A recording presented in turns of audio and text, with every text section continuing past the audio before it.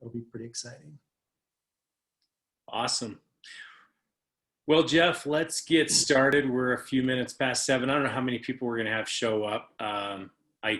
We've got a lot of things going on in the world tonight. I forgot today was the first presidential debate starting right now.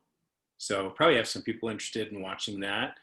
And then we have other people that are just going to boycott it altogether and are joining us.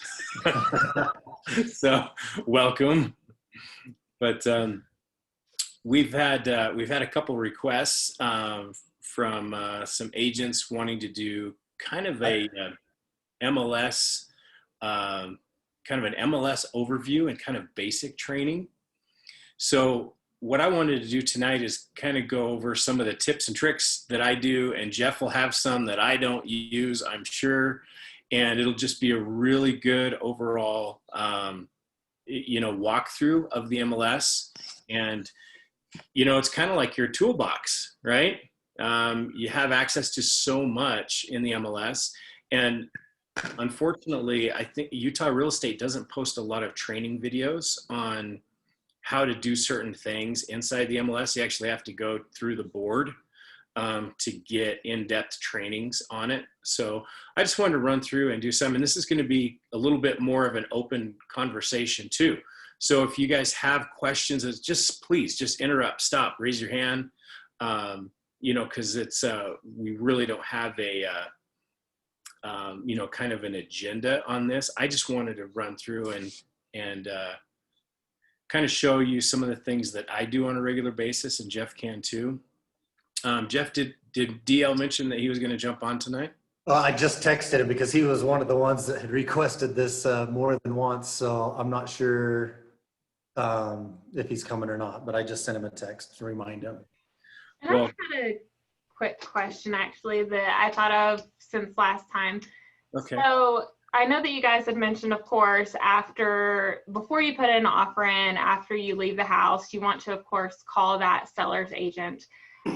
So do you guys just use the MLS to schedule that initial showing, or do you reach out to that real estate agent, the seller's agent, prior to the showing? What is your communication there, and what do you recommend? Well, I'll go first, Eric.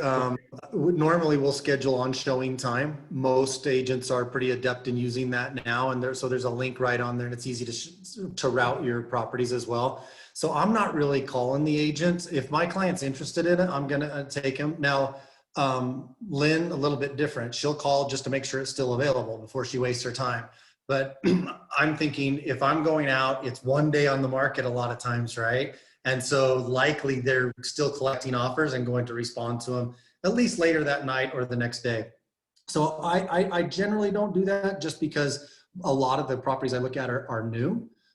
If it's older on the market, I'll just call and verify that it's still available. But Lynn likes to do that just because strange things happen and then they'll go under contact super quick. But the purpose of me calling after is only because out of the 4 I showed my client, that's the one they're interested in. And so I'm calling to find out from the listing agent if he can share with me any special needs of the seller that might help me craft a better offer. Meaning, do they need to go find another house to buy? Because a lot of sellers are putting their house on the market because they're losing bids because they're not on the market, right? So they realize eventually that they got to at least get their house listed, hopefully be under contract before they're going to get their offer accepted. So I like to know that. And we talked about that with the addendums last time, right? With time clauses and subject to buyer's sale of primary residence. And those kind of things are super important to know up front, because then your offer is going to be pretty strong to cater to their needs right up front. And so I'm also asking them about response deadline. I'm out asking them if they have multiple offers.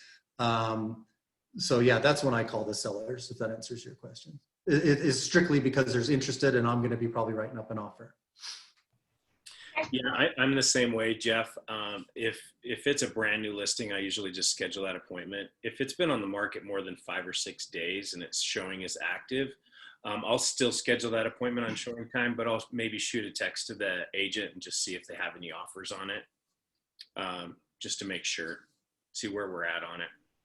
But yeah, that's about it before our showing. Okay, thanks. Yeah. You know, I guess, Eric, part of the reason I don't call the welcome DL, I'm glad you able to join us.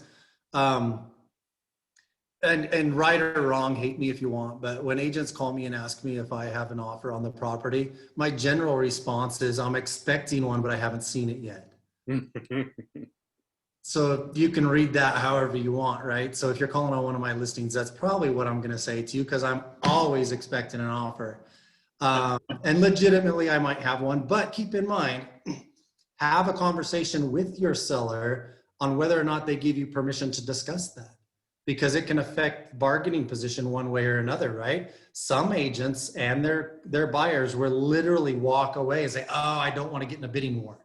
I literally get that as feedback on my listings sometimes when I do share, hey, yeah, we got multiple offers. We're going to be looking at them tomorrow morning at 10 or whatever. And they say, oh, okay, no, thanks. I don't want to get in a bidding war. And I always respond back to them and I say, well, there's really no war going on. You know, your offer is going to be what it's going to be. You don't know what the other or offers will be. So we're happy to consider yours as well. And sometimes they'll send one over and sometimes they won't. But it's kind of a hard situation to be in.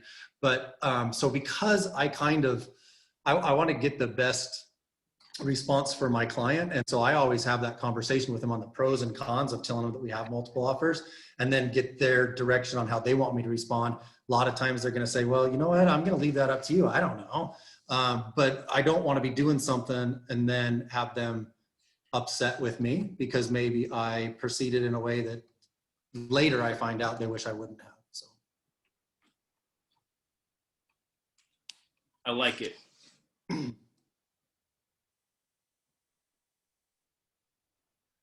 Oh, Jeff, do you want to enable screen sharing? Oh, sorry.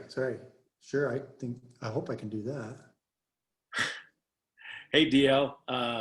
So I mentioned earlier, right before you jumped on, if you have questions, please jump in, because this is not an outline training. We're just going to go through the MLS and do some basic tips and tricks and things that I like and that Jeff likes. So just jump in if you have questions, guys. Yeah, more conversational. So we get to a point where you're like, not sure how something works, or do we do it different than you do?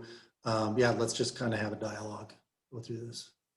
Yeah, and I'm sure Jeff and I may do things different on the MLS as well, but just kind of give a basic training overview. I'm just going to kind of rip through some things and then get into a little bit more detail. So one of my, let's see, I'm just going to do, first of all, we've got the 3 tabs at the top: search address, search agent, or search MLS. A lot of times you can use these little cheat bars up here, the three cheat bars, just to kind of find a property quickly. Like you can just type in an address and you will get properties listed right in here. And sometimes you can find them really quickly just by typing in the first part of the address. Now, if they pop up in this address bar, it means that they are either active or they're under contract. There's something going on with that property. So it doesn't list every property, in the world or in Salt Lake County or that's ever been on the MLS. These are just properties that are active. So as soon as one sells, it no longer will show up on this list. So kind of a nice little cheat right there. Also, you can type in an agent, like let's take Michael Jensen here. So if you see a property for sale and you know the agent's name, you can actually type in that agent's name and you can see, what properties that they've had, on the market, recent solds, things like that. And then MLS, obviously that's pretty simple what that is. You can just type in the MLS number and that MLS will pull up even if it's 20 years old, if you type that MLS number in. And just as a side point, all of the MLS numbers are in chronological order. So this one is 5 days old. So you see it's 169. So if I see, if I have an MLS and it's 170, I know it's newer than 5 days old because they just go in chronological. Well, and Eric, isn't that search bar up top? That's if you're just looking for a single MLS number and you happen to know it, or you're pulling it from, maybe your clients texted it to you. If you want to search multiples, I don't believe you could do it there, right? You do it over the search bar. You can actually type them in like this. And I do it quite a bit when I'm doing a CMA. Like say I've got 3 properties like that. It'll find all 3 of them if you just put a comma in between them. Okay. Then you can pull them up together. So I use that once in a while. So if someone sends you, like you have a client send you 4 properties, I'll dump all 4 MLS numbers in there like that and pull them up. And yeah, I guess I'm just used to going over to the main search bar because that's these 3 choices are fairly new options. yeah, they are. One thing they added probably 6 months ago is this new tab button, which I love and I use all the time. So if I'm deep into, let's say I'm doing a CMA, or maybe I'm even writing an offer, and I realize, let's say I'm writing an offer on this property right here, and I'm deep into the forms, I'm in the MLS, on an addendum, and then I realize, oh, I need something from that listing. All I have to do is hit that new tab, and it'll duplicate whatever I had on the previous screen. So I can actually go in there and check the tax ID number, maybe get the seller's name or whatever I need, pull up some history on the property. So that new tab is really, really convenient. That's one of my favorite new things too. Mm-hmm. Yep. So let's take, let's see, I'm going to take this active property. That one's under contract. This one that I just looked up by accident here. If I was going to, let's say 12307, one of the first things that I like to do is I like to pull up the tax data on the property and see what previous MLS listings have been on it, and I can get all the tax information. So I use this tax data search, and I'll just type in, I'll show you how I do it. Probably everyone does it a little different. This one's 12307.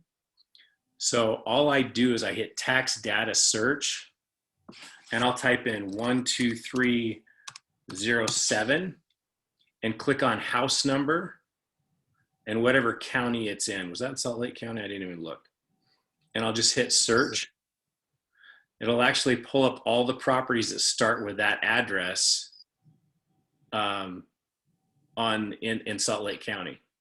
So it's an easy way to find them quickly. Let's see, that one's in Harriman. So that's Coppers Lane. So I can find it really quickly. There's the owner's name, and the tax ID information is going to be right here. So I can get the square footage of the property. I can get when it was built, basically all the tax the tax information on the house. This is a really good resource. One nice thing about the MLS now is we have this MLS tab. If it's never been on the MLS, this will not be here. So if you were to look up a property that you just drove by or you're curious about and you don't see an MLS tab, or maybe you're doing a CMA on a potential listing, you pull this up and there's no blue box here, that means it's never been on the MLS. But if you click on it, you can see, oh, there's actually been a couple listings on here before. So I can see the old listing, and a lot of times this will tell you what the house sold for the last time. Not necessarily, but a lot of times it'll be the last time that it changed hands. So it sold in January of 2019 for $332. And now if I click back on that tax ID number again, I can see what they're asking for it right now. Not very far down the road. Did it just switch to under contract? Was that active a minute ago? No, it was under contract. Okay, I thought I was losing my mind. Yeah, they just changed it. They just changed it. I was going to make an offer and it's gone. And if you've already looked up the property on the MLS, you don't have to go over to the tax data. You can just hit that history button right there next to the tax ID number, and it'll show you the history of the listings on the MLS as well. It's the same thing, it's just in a different format. Yep. And it'll tell you also to give you some background information on the property. Like if it's ever been, a lot of times you'll see this is an old listing, but you'll see it go active and then under contract, and then maybe it goes from under contract to active again. So you know that something fell through on that property. And sometimes it can be a little deceiving because you see a house that's been on the market for 30 days. Like, why has this house been on the market for 30 days? And you look back at the history on it, and it actually might have gone under contract 2 days after it hit the market, and then it fell through 3 weeks later. So it's back on the market, and it might show 30 days, but in reality, it's only been active for a total of 5 days, maybe. So it's good to check and see kind of that history of what's going on in that property. So real easy to do. Any questions or thoughts, just jump out, let me know. So Jeff, I was just going to go through some searches on kind of how I do searches on the MLS. And you notice, like, when you hover over this search tab, you've got a lot of different categories to search from. So if you're looking for a land property, I always do a full land, or if I'm looking for residential, I'll do a full in general, so I get the most search options available. But keep in mind that these are they're completely separate searches. So you're not going to find land inside of residential. So if somebody's looking for maybe a new construction property, you might be looking at both land and residential, because you'll be looking to see what lots might be available in a certain area, and you'll be looking in the residential as well. So kind of a little tricky there, that sometimes you get multiple, you need to do kind of some multiple searches. So when I do the full search, first thing I always do is I hit clear criteria, because I don't want to have anything left over from a previous search, just kind of something I do by habit. And when I'm doing a search, I'll just start with like a active property. I'll just come in and I'll hit my active search bar here. And depending on what I'm searching for, we have all these different fields that we're searching for. And one of the things to keep in mind is we can actually do include and exclude on a lot of these tabs. And that hasn't always been available on the MLS, but it can be quite convenient. So if you have somebody that absolutely is fine with a single family and a condo, but they do not want to be in say a twin home or a mobile home, you can exclude that in the search. Or you can just hit single family and include. So it gives you some options there.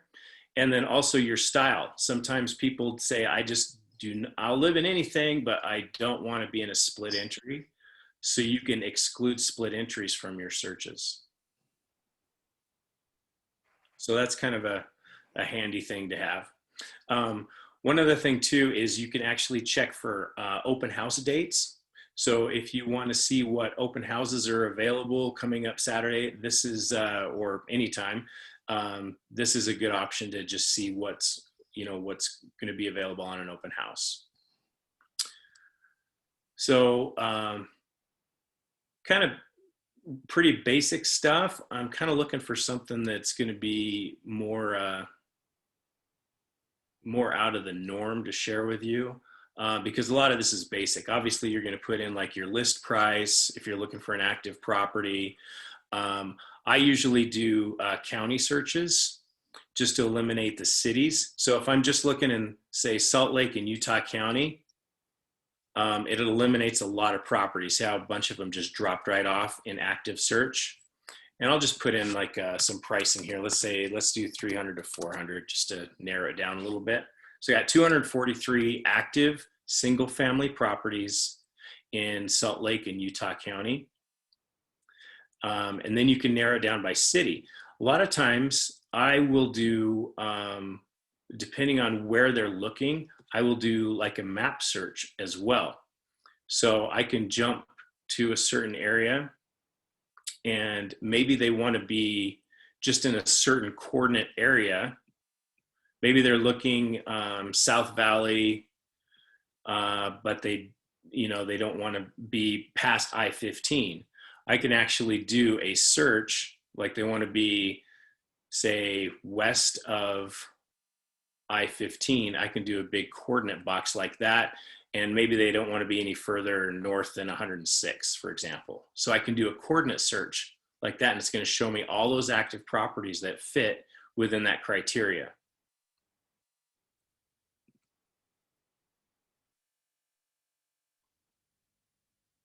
So we've got 12 properties here. We can narrow it down in a lot of different ways. But let's see, sometimes you're going to do school districts. If somebody wants to be in a certain school, the one thing that I have a problem with that is that you're relying on the agent to actually input those things correctly. So sometimes an agent will put in those incorrect and you'll eliminate a property by accident. So you want to be careful about what you do eliminate or what you select to make sure that you don't miss something that's, a potential good property for them. Also, you've got, here's a kind of a newer option here where you can actually select building standing. So notice how I went from 12 to 8. That means that there's going to be 4 houses that are either under construction or to be built. So if somebody just doesn't want to be in they need to move quickly, you might select building standing. So that property is already ready to go.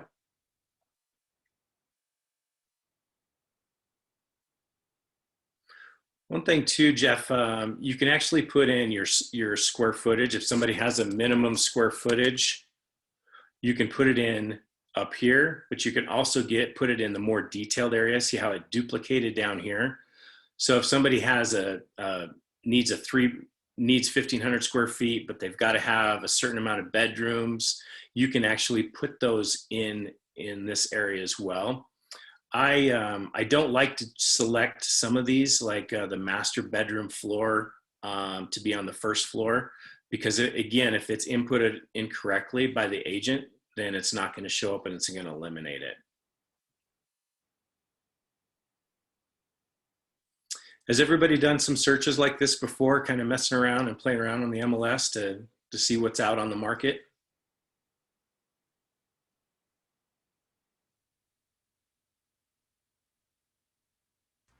I have fiddled around with it, but I didn't really know what I was doing. Okay, perfect. One thing that's really convenient is once you have your search in, you can actually save this criteria. And let's say this is, you're doing a search for Bob. You can just save it as a search and it'll save those 5 properties. And it'll actually, you'll have the option to create a listing alert for this exact search. And I use this all the time. So once I have that criteria saved, I can do a listing alert and I can send it to my clients based on new properties that come up that fit that criteria. A lot of times I'll send it to myself as well, just so I know what's going on in the market. But if you, to be able to send it to them, you want to add them as a client right here, and you just type in their first name, last name, and email. And you'll have the option to send them a connection invitation. This is really important because if I send this, let's see, to myself,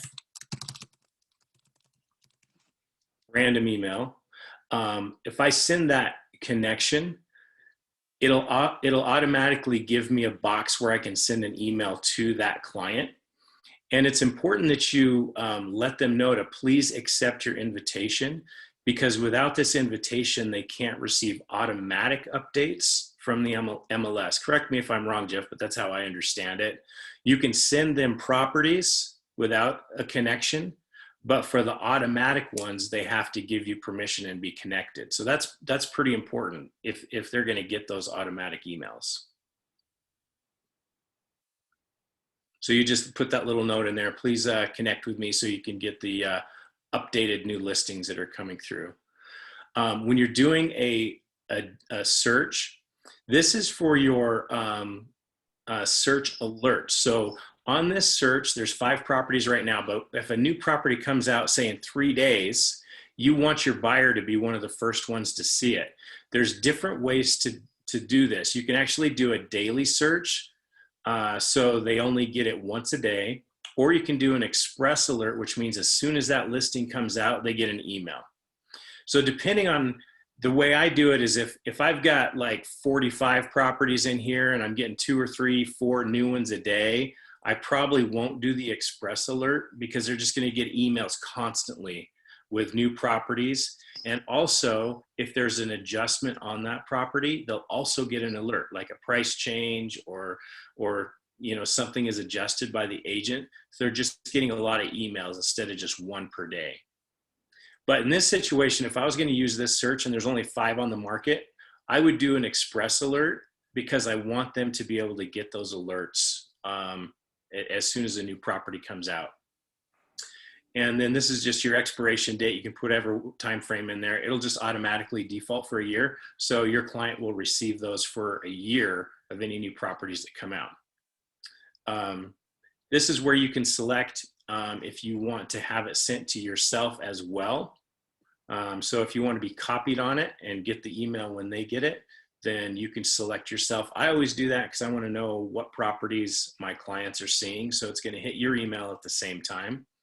And it's a really good way to build rapport too, because you can reach out to your clients, say, hey, we looked at these 5 and none of them really worked for you, but 3 days later, one pops up and you get it in your email, you check it out, and you kind of say, man, that might be a property they're interested in. You can shoot them a message or give them a call and say, hey, check your email. The new property just came out. It's brand new. Let me know if you have any questions on it, or maybe would like to go see it. So it keeps top of mind, because there's nothing worse than having somebody that's looking for properties all the time and they want something and you've already looked at what's available in their area and there's just nothing that excites them. And then you find out that a new listing came out and it went under contract in 2 days and it would have been perfect for them. That's just such a bummer. And we're all busy, so we need to stay on top of it. This is the best way to do it, so you know what's going on in the market. I actually use this myself. I set up searches just for myself in the neighborhoods that I like to work, just so I know what new listings are popping up in my area that I sell homes in, so I can know what's going on in the market. It's just a really good way to learn how quickly houses go under contract, what things are selling for, what's popular, what's not. So it's a really good way to learn pricing too on the market. So this is a really great feature, the listing alert feature. I use that a lot.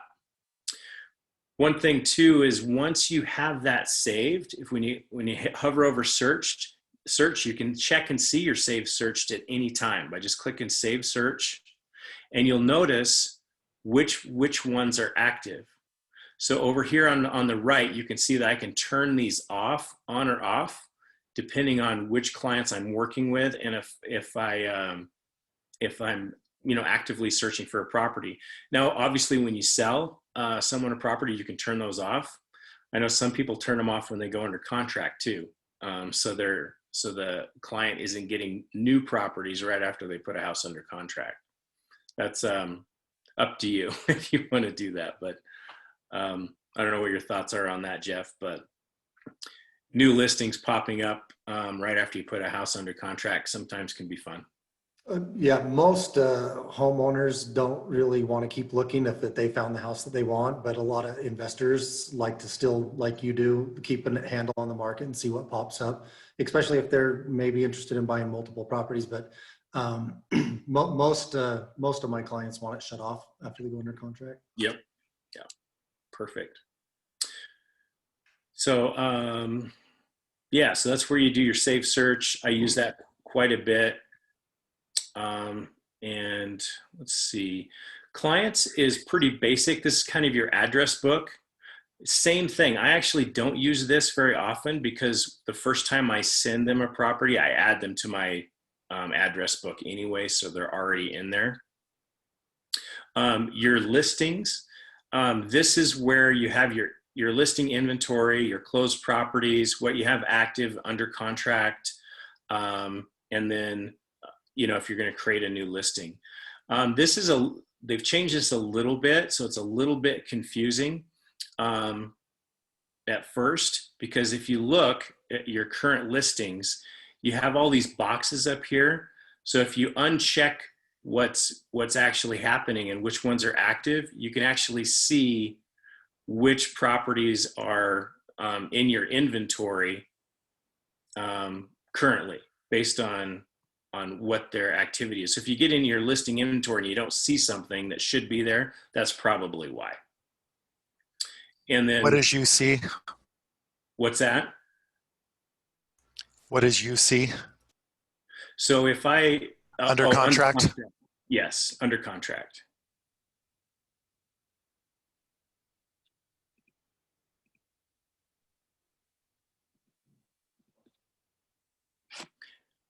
Creating a listing. This is pretty basic. It kind of goes through the entire thing for you, which is really nice. One thing that is really helpful is if there's a previous MLS listing, when you're putting in the MLS, you can actually drop the MLS number right in there and it'll load for you. So for example, let's grab one of these here. I'll grab this old listing. So if I were listing this property, I could copy this MLS number down and I can drop it right in there, and it's actually going to pull that information from that listing.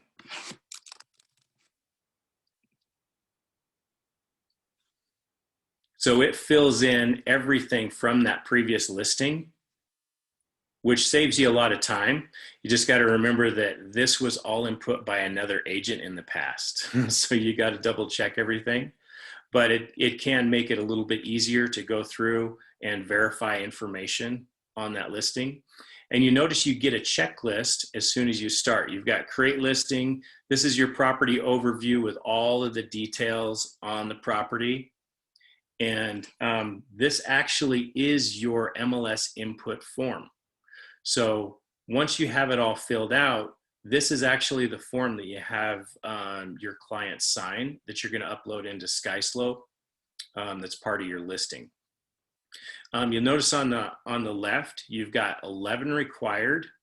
I've got 2 errors and 0 warnings. So what you're really doing is you're going through and you're filling out this information so you can get rid of those required form or required fields. So now I have 9 required fields because I filled in those two sections. So once I'm completed on that, I can just save it as unfinished if I don't want to finish it yet, or I can just print it and this becomes the MLS input sheet that you have your seller sign, and it has all the details on it. Notice you have the seller's signature at the bottom, or seller's initials, all the way through this document. So it makes it really simple to go through and grab that MLS information. If I save this as unfinished, it will just be in my unfinished listing area. And you pretty much have to save it as unfinished until you're publishing. So you can go through, maybe you're starting the listing, but you don't have your pictures yet, so you haven't uploaded those. Or maybe you have everything filled out and it's complete, you got your pictures, everything, but the listing's not till tomorrow and you have tomorrow's date on there. If you go to print that, it's going to tell you that you can print it and save a PDF, but the date hasn't come yet to publish it. Yeah, that's a great point, because if you spend 20 minutes going through all of this information and you don't save it, then you're going to be sad when you come back. So yeah, just save it, and then it's in there for good, and then you just click next and it'll go over to, yeah, that's okay. So it'll go over to photo maintenance, you schedule an open house, you can upload your listing documents and then where you want the listing distributed to.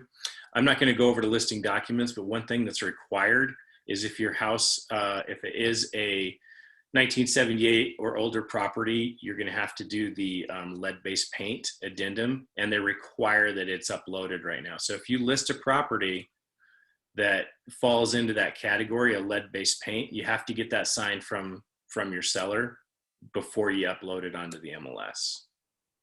Didn't used to have to do that, but you do now.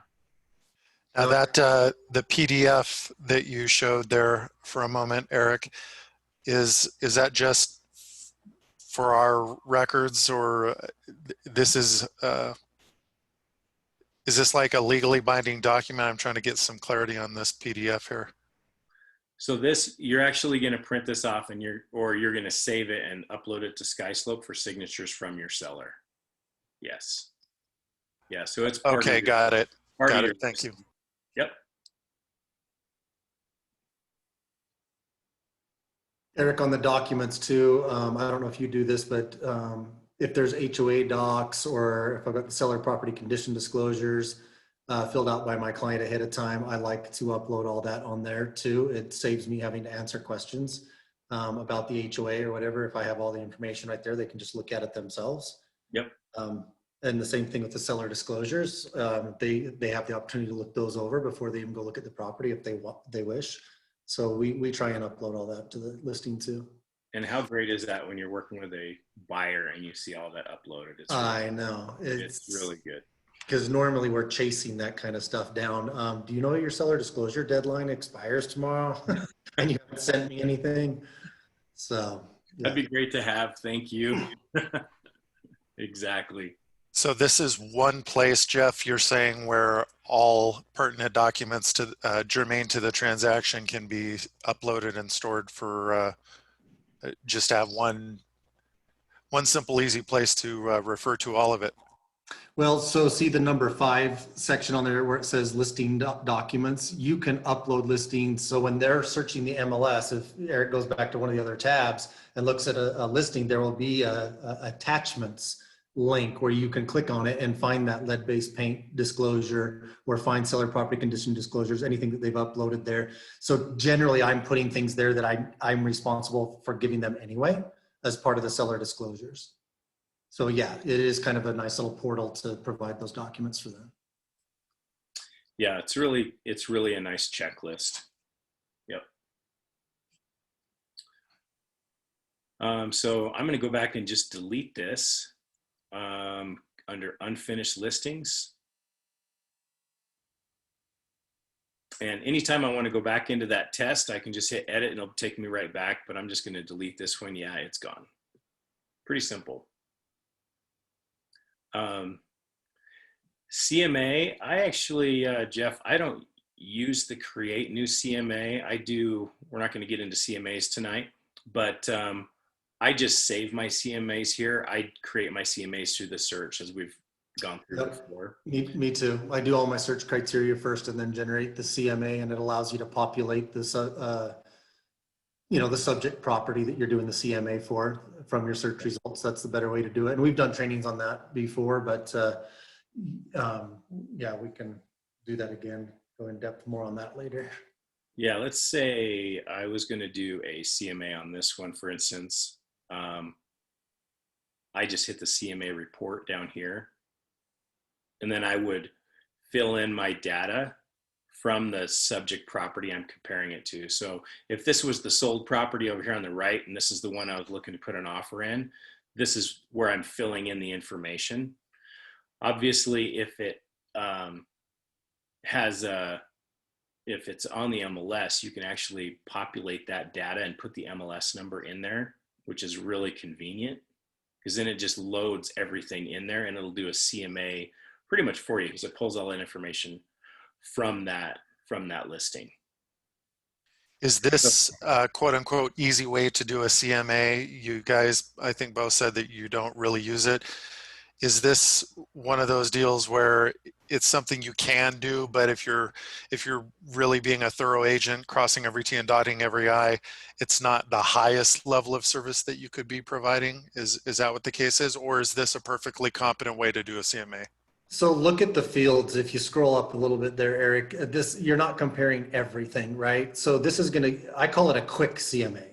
So when Lynn calls me, she's out showing properties. Hey, can you do a quick CMA? I mean, this is just a quick and dirty way to do it, to compare bedrooms, baths, square footage, how much square footage is on each level. So another way you can populate that subject data is from the tax ID number. A lot of times they have the square footage on the, like if there's it's a 2-story, they'll have it all on one level. If it's a tri-multi, they may have it on one level, where other tri-multis have, you know, a level 1 and a level 2 above ground. So you gotta kind of look at that, but you can tell it's not comparing everything, but the basic core year built. Is there a garage? How many bedrooms? How many bathrooms? And what's the other most important thing to look at that this can't tell you is the condition, right? The condition of the property, whether it's been upgraded or not, if it's just a dump and a dive, if it's been maintained or not. A lot of the things that affect value for a buyer aren't going to be on here, but it's going to give you kind of a baseline to compare similar properties and what the average sold price should be. It's giving you that range, okay? But then you're going to drill down a little bit deeper, and you're going to probably delete some because they aren't as nice, or maybe they're way over improved and yours isn't. So it's really not as comparable. And those are some, you know, subjective opinions that the appraiser will make concessions on. That's really hard for you to dictate to your client on what value is going to be placed on that. So you're right, Neil. I mean, it's a great place to get a baseline, but it's definitely not the end all. The same way some people like to compare cost per square foot. I mean, yeah, it's one indicator, but it doesn't take into consideration landscaping, for instance, lot size. It's just looking at the structure itself. So the cost per square foot is certainly relative, because is the basement finished or is it unfinished? Right? So again, that's just another indicator to give you some form of reference, but your professionalism is going to come in on helping interpret the other data. So does that answer your question? Yeah, I believe so. Thank you. If you're ever confused on that, you know, call me and we'll have a conversation about it. If you're looking at a specific property and you've done some homework on it, but there's still some confusion, you know, we'll jump on Zoom and we'll take a look at it, and maybe I'll show you something that you didn't notice, or maybe not. But we definitely can collaborate on that as it's live and happening.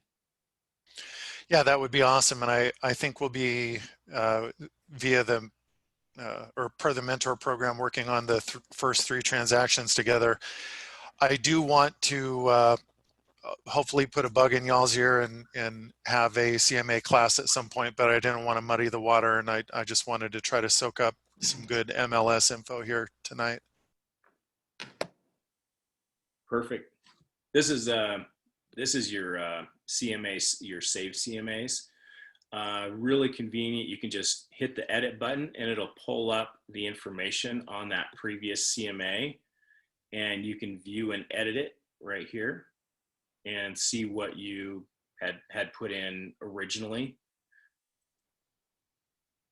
Load up here. So this is one of those properties that had never been on the MLS, so I had to input everything manually on this one.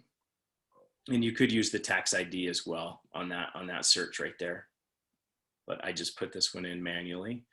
And it just gives you a breakdown of all the different properties that you're comparing it to, and gives you really kind of a low and a high based on those properties. And when I create a packet right here, so I have it saved already, but when I create the packet, I just hit that packet button, and then you can actually select how much of this report you want.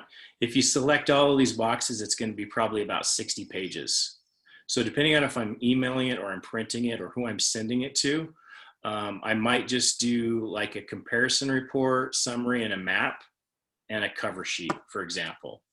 So if I have those selected, and I hit print PDF, it's just going to give me those 4 only. So you can play around with that and just kind of see, you know, if you're comparing different properties that maybe the house that you're looking at really needs to be updated, and you're looking at pricing and it seems high, and you look at the photos and you know all these properties have been updated, then you know that that's, you know, it's not a true comparison because condition is not included in these summaries. I really like to look at the map too, just to kind of see where the properties are in relation to the house that I'm looking at. DL, there's a link for you in the chat for a previous CMA training that Eric did. Perfect. After that, we've just got some forms and some statistics and tools. I don't use the statistics that much, but every once in a while I pull up some of those just to kind of see some reports and see what's going on. But just not something that I use a tremendous amount. Hey, Eric, do one just to kind of show them how it works. One that I like to look, go down to the daily snapshot. Okay. Go select Salt Lake County.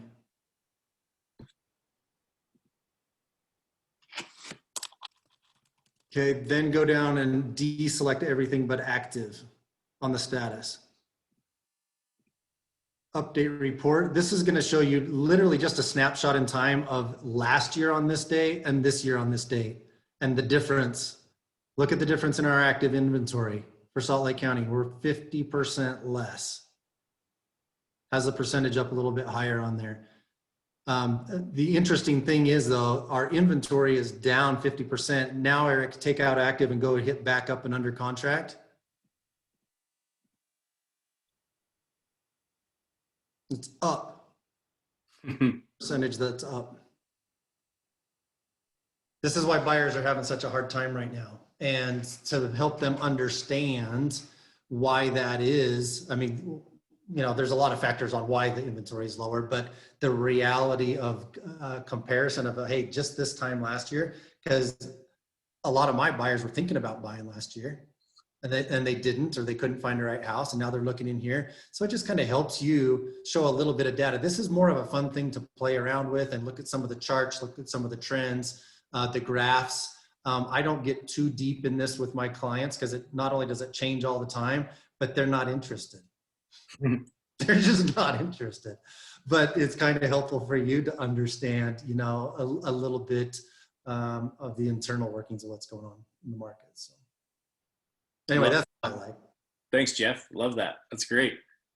Question for both of you guys real quick. And I don't want to get too deep in this because it diverges a little bit from the topic of MLS, but you bring up something interesting, Jeff, that, you know, there's such low inventory and it seems kind of like a crazy time we're living in. So have you found that you're working more with buyers in this market? Do you have a general preference of working with buyers or sellers, or do you just work with anybody? I work with both. My business is a little bit different than yours, obviously, as you're just getting started, because Lynn and I are pretty much 100% referral based. And so I would say that we're buyer heavy. We do list a fair amount of properties, but the percentage is higher with buyers.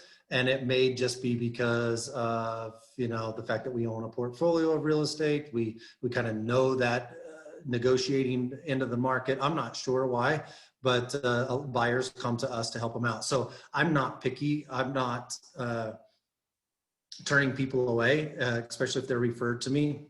I owe it to the person that referred them to me to take good care of their friend or their family member or whatever.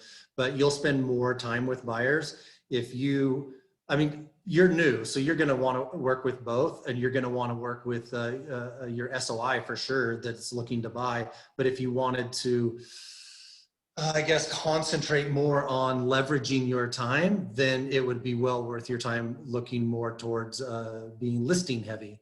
Listings take, I don't even know what the percentage would be here, 20% of the time a buyer takes in this market. It's a different strategy. You're marketing, you're helping them prep their house for sale, and you're still negotiating for them.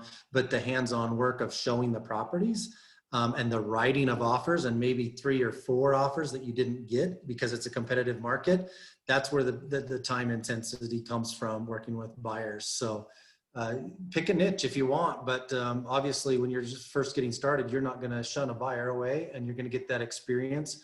You can niche down a little bit later, maybe as you get a little bit busier on how you want to spend your time.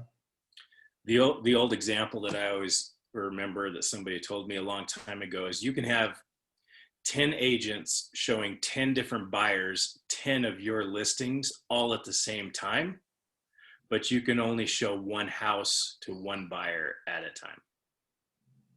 So, Good point. you know, listings are amazing because it does give you some leverage on your time in the market. But yeah, like Jeff said, you don't turn anything down. So sometimes you're more listing heavy, and sometimes you're more buyers heavy. It just kind of depends on, first of all, what your referrals are, but second, what your target market is too. It's what you're going after. But yeah, and generally agents are working both, and like Eric said, not really turning anything down until they get too busy. So something's got to give, right? So that's when agents say, you know what, maybe it's time for me to bring on a team member, a buyer's agent, and I can give them my leads. I'm already producing them. I've already got that machine going, right? I have more leads than I can handle. So that's why somebody might bring on a buyer's agent, so they can do that boots on the ground part that we're talking that takes so much time. And they're happy to have the work and get the experience and do the deals and be mentored through those deals. And there's nothing wrong with that. A lot of people join teams for that reason. And they're happy to share their commission back with the person generating that business, because they aren't generating it on their own. So that would be the first transition somebody would do, as they got too busy, would give up you know, the more manual labor part of that. Does that make sense? It does, and I'm happy to send. I hope I have the problem of a lot of overflow business, because I can share it with other people, get a nice referral, and how is that a bad thing? Yeah, it's not. I think this this referral deal that you helped me out with, Jeff, geez, I think that was the work that I put in. I don't know, a couple of phone calls and emails, so pretty high ROI there. I think you probably talked to me more about getting the referral than you did about actually getting the referral. Oh, absolutely, no doubt about it.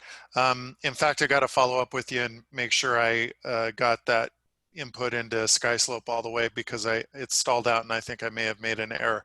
Anyway, yeah. Okay, we'll look at that. onward. well, I guess we'll wrap up with the last couple tabs here. I was going to show you a couple little things. So your forms. One nice thing about forms is you've got a search over here on the left. So let's say you need a due diligence. You just type in DUE and it'll pop up you know, the 2 forms that have that in there. Makes it really convenient to find items you need. So if you're going to write an offer, you can type in Rep C and actually find it. If you hit the green plus, it'll move it to the right. And let's say I want to do a due diligence with that as well. I can hit that green plus and it'll actually put them both over here on this side. And I can create a packet with both of those forms on there. So, and you'll actually have both forms listed. So you can go from next form to previous form, and you can have 5 or 6 of them all in once. And you've got a little cheat button over here that's really nice. You can actually put the MLS number in here, for example, and it'll load up all the details from that MLS and save you some time. And you can actually put your, you know, client's name in there and load that as well. So, like today, there's a lot of forms in there. I think it would serve you all well to kind of go through there and familiarize yourself with them. Eric and I have done some of the trainings on there. Rick does a contracts class as well. I think every other week. Eric, is that right? After the team meeting. Yep. It's helpful to go through them, but just knowing that the forms are there, you know, you don't have to be an expert and know, you know, which section refers to what, but just know it's there, because Eric and I are going to help you fill it out the first time you're presenting an offer, or maybe you're doing a counter offer, maybe you're responding, maybe you're just calling us to collaborate on how you would respond, and then we could have some input on that. But you got to at least know what forms are there at your disposal to help you put these transactions together, and then we can work on the experience and the, you know, using them in a transaction as we go forward. But just knowing that they're there is helpful. Knowing what your options are, like we talked about lease backs, right? We talked about time clauses. We talked about subject to sell a buyer's residence. Just knowing the forms are in there will kind of help you in crafting offers and responses, and then we'll help you fill them out. And let's face it, there's too many. There's a lot. There's a lot. Right. But I mean, yeah, I mean, this is pretty dry reading too, right? But even just going through these titles and knowing what they are, and then open up the ones that are, you know, curiosity. Some of these are going to be required forms on your checklist in SkySlope. Those would be the best ones to start with, right? And others just come up once in a while. They're just like, you know, it doesn't happen very often, but there is a form for that. So. Yep.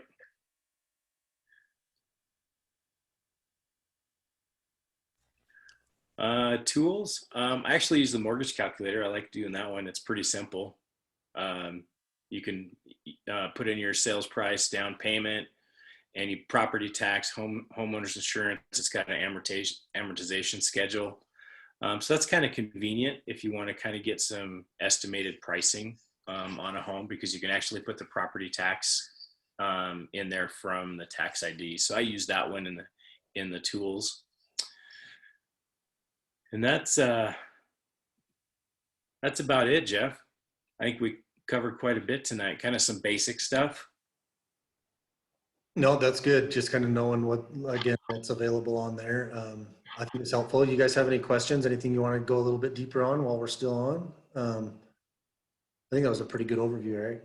Best thing is don't be scared of it. Go play around with it, you know, learn it, understand it, and see, you know, see what you can find.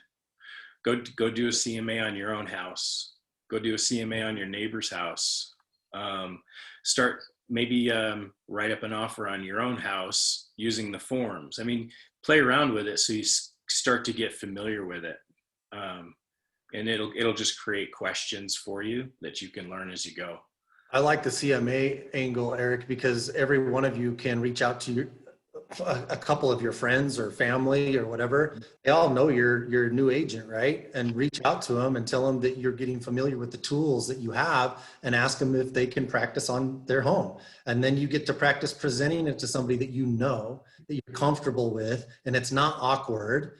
And then, you know, if we need to talk about feedback on how it went or what you should have done different, we can do that. But what a great way to practice when there's nothing on the line other than making a touch with your SOI and reminding them that you are in the business of selling real estate, and that you do have a team behind you, even though you are new. I don't want any of you to feel like you have a disadvantage that way, because you get to kind of like piggyback off the experience of those mentors that you have that you can go to.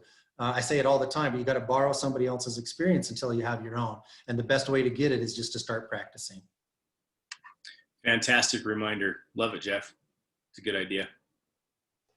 This may be a weird question, but when you guys present to potential sellers or even buyers and you're doing a CMA, do you print everything off, or do you just do everything digitally? Because I know a lot of real estate agents that I've dealt with in the past, they print everything off, but I personally would like to have it digitally. So I just wasn't sure what you guys typically do and what works best for this market, or what works best for you, or the tools that we have.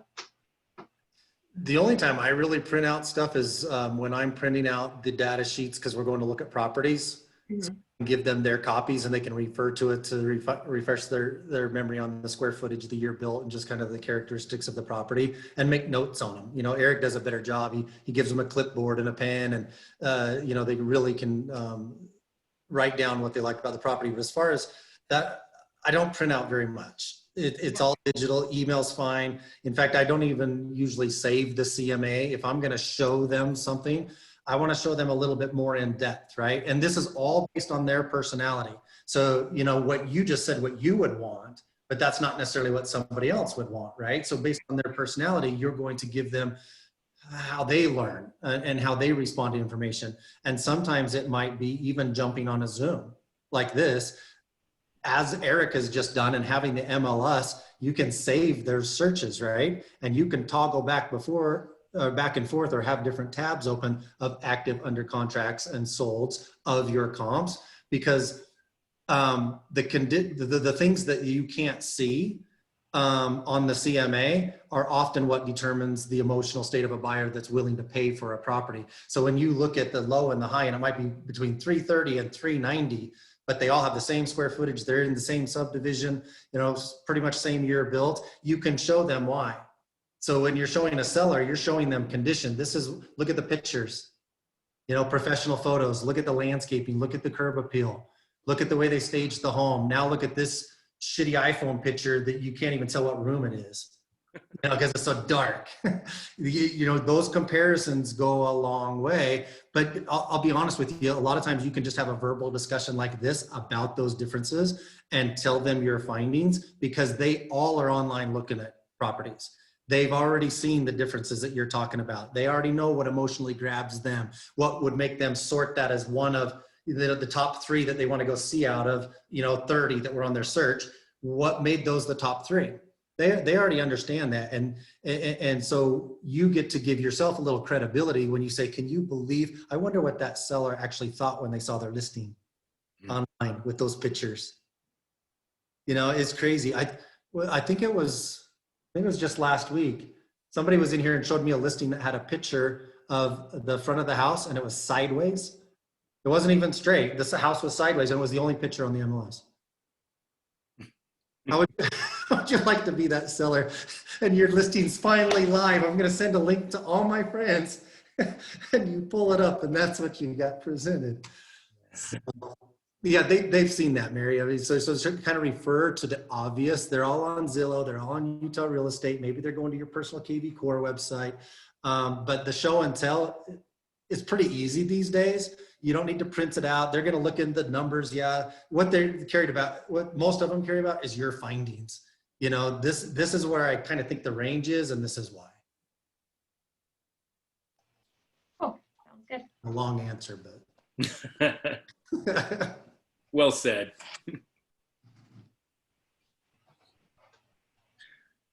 Any other questions for tonight, or what time is it, Jeff? Oh, it's 10 after 9.